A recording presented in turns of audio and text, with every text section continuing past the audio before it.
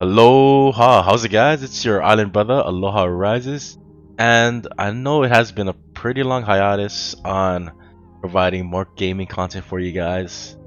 Reason for that is because I had a good amount of IRL things to focus on. And that's how it goes. Anyways, I'm back. Provide some new road PvP content. Let's go. I've been missing my usual high DPS assassin builds due to the change in meta in season 4, and as you all may know, which is seeing heavies everywhere, as you can see. So I figured it's time to have some fun and play around with an assassin build. The build that I am currently playing right now, and I put together revolves around the Great Axe and the Scorpion Sting. There is just so many potential that can be built around with this build, and can't go wrong with the Great Axe. Great Axe's chasing and gap closing abilities, and added on with the Execute for that high damage assassin vibe. The Scorpion Sting is also a beast of its own. You are able to pull your enemies back in and close the gap so generously, and it does take skills as a melee player to execute combos and to get that target down. But anyways guys, I hope you guys will enjoy this video.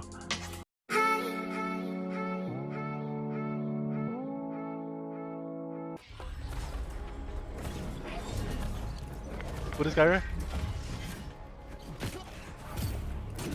Yep. He's dead, bro.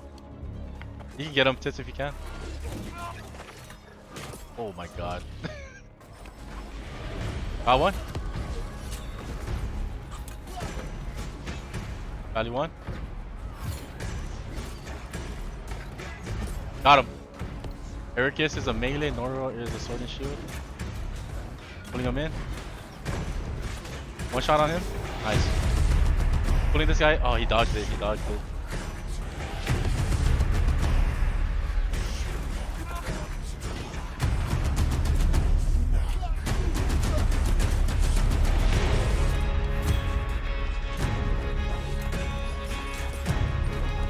Nice, good shit.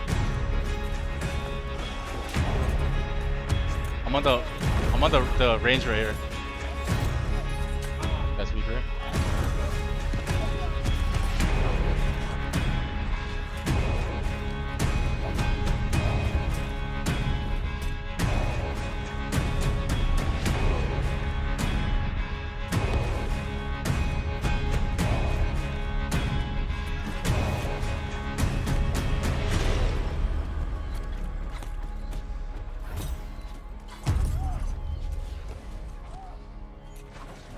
Ericus is on top. He dropped down on our side. I'm on him. There's another healer somewhere. Renegade is weak and really squishy.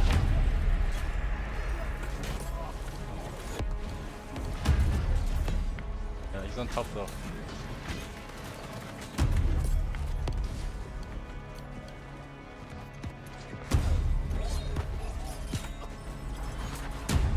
This kid, by the way, is weak.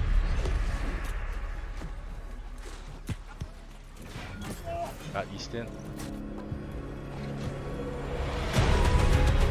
Oh my god. Yeah! Aww. Gosh. Pulling him? Oh, he's dead.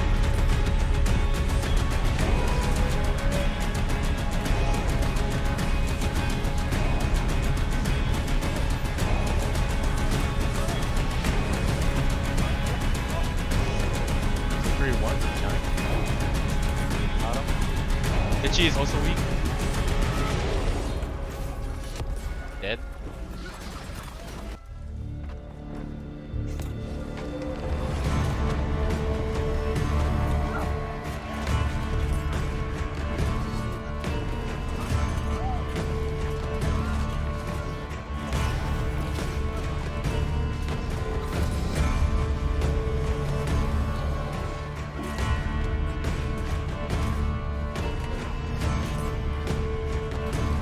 Is on the top of the road. I got him. go, baby.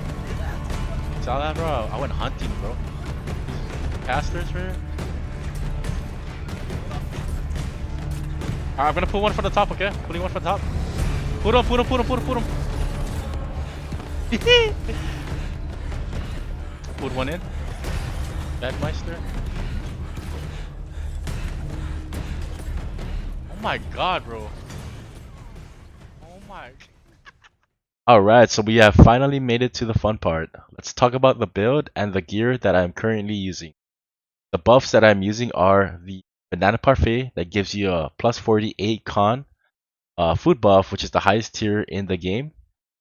You have the highest tier Desert Sunrise that reduces the duration of dots, which are damage per time effects. We are also using the Powerful Honing Stone that also increases damage, and that also counts towards Empowerment Cap. All three of these buffs are a must-have in order to maximize your damage as well as taking less damage from others. With the highest tier food buff, I can get 350 strength, 65 dex, and 200 con. This is if I use the best food buff, which is right there, the banana parfait, or there's other types of food buffs out there. Since my primary weapon is the great axe, I go for the 350 strength for the maximum damage. I have 200 con for the 10% increase to physical and elemental armor, and after that I put all the rest of the attributes to dex in order to increase my spear damage, since spear scales with dex and strength. And just a note, if you're using way too many magnified gear, you may not be able to hit those stats. So keep that in mind. I am currently using 4 magnified pieces. For my consumables, I am using infused health pots, infused regen or serum pots, infused monopods. The reason why I'm using monopods is because I spam them before and after fights in order to proc empowering toast and fortifying toast. Monopods have a 15-second cooldown, and it's 10 seconds shorter than the other pots, so it's good to have them use these perks. I will also be using hearty meals in order to regenerate health after a fight or if I'm trying to escape and survive. As for my damage resistance, I base it off of the current damage meta. The most damage you will encounter are from bow players that uses a split elemental damage gem, along with thrust damage. You will see thrust damage from spear here and there as well. You will see fire damage from fire staffs and blunderbuss builds, and slash damage from serenity, greatsword, and sword and shield builds. Here I will also have a 5% damage resistance to all elemental damage, 26% to fire damage, 7.5% to all melee damage, and 17.5% to thrust damage. As of now, this damage resistance feels good to me, and it will adjust the more you play and see what you are taking more damage of when you are PvPing. As for my armor perks, I am currently using 4 times elemental aversion. I take 18% less damage from ranged elemental attacks. I'm also using 4 times shirking heals. After dodging an attack, you heal for 1000 health and 6% of your max health. And it is now 7% cooldown. It used to be 10 seconds, but they changed it, which is really good for melee players. I will also have 2 times slash conditioning pieces for more damage absorption from other slash attacks. This is really good because when I'm fighting other melee players, I will take less damage from them. I also have other armor perks, but we will go over it shortly, so just stay tuned for that. Now let's look at the skill tree for both weapons, the great axe and the spear. Let's go ahead and start with the great axe. First off, let's max out reap all the way down. Then we're gonna go ahead and take greed or empowerment. We're gonna go ahead and take death's embrace. We're gonna take keen edge. We're gonna max out charge for more maximum damage. We're gonna take execute, and we're gonna only take the second skill point of that ability. The reason for that is because the third one, executioner, very hard to it has like a really rough condition where the enemy has to be 30% health in order to get a 100% crit chance. Most chances or most times you won't even see that. so we're not gonna take this. And for sure, we have to take blood loss for also more damage increase. On the right side of the tree, we're gonna take Mauler's Resolve, get more stamina after below 50% health. I'm not sure if we need this because we do have stamina recovery, and that also gives you health. It also gives you like 100 stamina below once you're below 50% health. But we'll just take that for now. We're gonna go ahead and take Enduring Strike to get Grit on heavy attacks, and it grants 12% damage reduction while Grit is active. Really good. We're gonna take Gravity. We're gonna take Revenge. We can use this skill just to get more empowerment while we're fighting. It's good to have more empowerment, and this is the only way to get down here. The reason why we want to go down here is because we can get Center of Attention and Crowded Protection. You gain 10% damage when 3 or more foes are within 4 meters, and you also gain 20% armor when 3 or more foes are within. That's what we want for the Great Axe tree. As for the Spear tree, we're gonna go ahead and get Javelin, and we're not gonna get the third. We're not gonna get the second skill point. Reason being is because when you use Scorpion Sting, you're already gonna pull them in, and they're already gonna be knocked down. So I don't think this skill point is necessary. We're gonna go ahead and max sweep for the maximum damage. We're gonna take heal. We're gonna take Merciless Strength for more damage when they're knocked down. We're gonna take Invigorating Crits. This is really good because you can use this weapon, get stamina back when you're really low. We're taking Cyclone. Then we're gonna take the second point. This will give you more stamina. Then on the right side of it, the reason why we're on the right side is because we want to get all the way down and get Exploited Weakness to maximize spear damage again. Yeah, I know I keep repeating the word maximize damage, but that's the best way to say it when you want to do high damage in a light build melee assassin type of style. So the only way to get down here is to get 2 of these unnecessary skill points and get all of this, and you will get 10 skill points on one side to get the last point. This is what you want. You do 10% bonus damage for each debuff on your target. And the reason why this is so important is because um, there's certain combos that can kind of maximize the damage from the Great Axe and from the Spear combo build. So for example, from our Javelin, because of Scorpion Sting, we can get Sundering Javelin. This is a rend, so that provides a debuff. Both Rune Glass gems from each weapon is also known as it's considered as a debuff. These are the dot damage from the Rune Glasses. So hits inflict poison or hits inflict corrosion, which is void damage, and the nature damage. What you want to do is make sure you don't want to get the same type of damage. Elemental damage is the reason being is because if you have different ones, they will stack, and that's basically more damage within your combos. So we got Sundering Javelin, 1 debuff. We have dots from the Rune Glass. We have slows from the Crippling Reap. We will also have Keenly Jagged, which is a dot as well, also considered as a debuff. We will also have, where was it? Slows from Cyclone as well. Air slow. So yeah, there's a good amount of debuffs that you can do to maximize the damage on Spear. And there's certain combos that you should do so that you hit harder. I think that's about it for that part of the skills.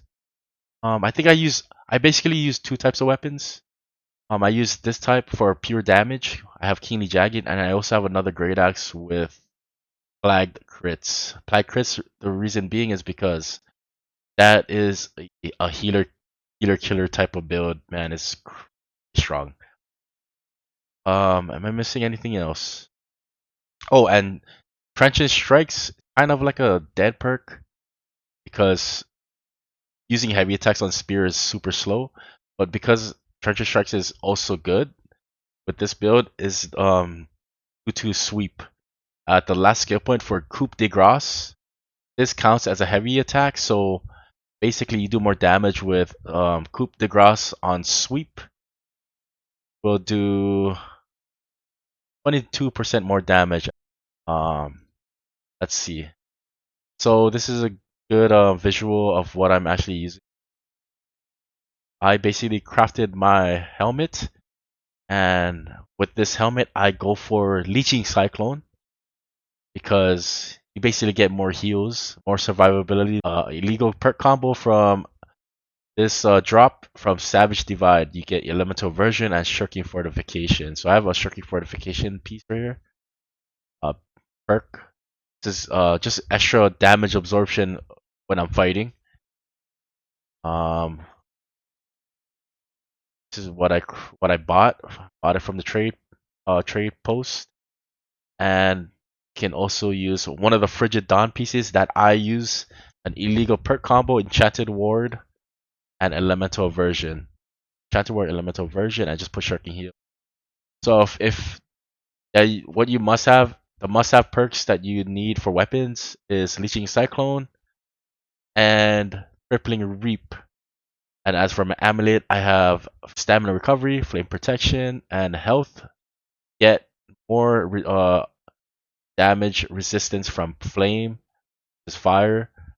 And I basically use thrust damage on my ring. The reason being is because you hit empowerment cap really quickly.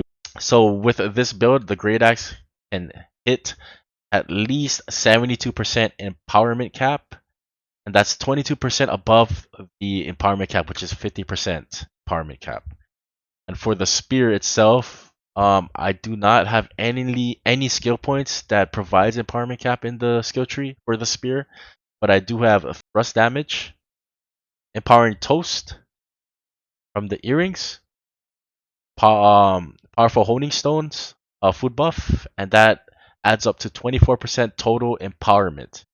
So that's not bad for the spear itself, just maximizing that damage. And for my art rune, I am also using Stone Form. Stone Form for that survivability as a light melee build, light melee assassin build. Let me add a little bit more info on the gear that I'm also using, specifically the artifacts. I'm using the featherweight, and the reason why I'm using the featherweight is because with this piece, you are able to use 2 heavy armor pieces. So now I'm basically using a heavy gloves and a heavy shoes. With that, I'm able to increase my armor resistance with the physical and elemental resistance. And with that, from the normal type of light build with a medium chest piece and all light pieces versus this build with the featherweight, I have a difference of 300 more armor of elemental and physical resistance, and that kind of makes a little bit more of a difference when you survivability. For sure, with the endless thirst, basically get heals you get more stronger heals when you end up needing it. So it's like if you need a quick burst of heals, endless thirst provides you that. It also provides empowering toast and fortifying toast, which also just gives you more damage absorption when you need it. So these 2 perks, this is the reason why I use mana pots. It's just so that I can consistently get that empowerment and consistently getting that fortify for more absorption, more damage absorption. For that 3rd perk, I just put on regenerating on this, and as you can see, I put Shirking Heals featherweight. Alright, I hope that was very informative, and I hope it explained a lot of parts of the build, and I hope this will help you guys out. And if you guys try this build out, this is such a fun build. If you guys have any other questions, go ahead and drop that question down below in the comment section. If you enjoyed the video, hit that like, also subscribe as well for more future content, and hope you guys enjoyed that video. Peace, love, and aloha.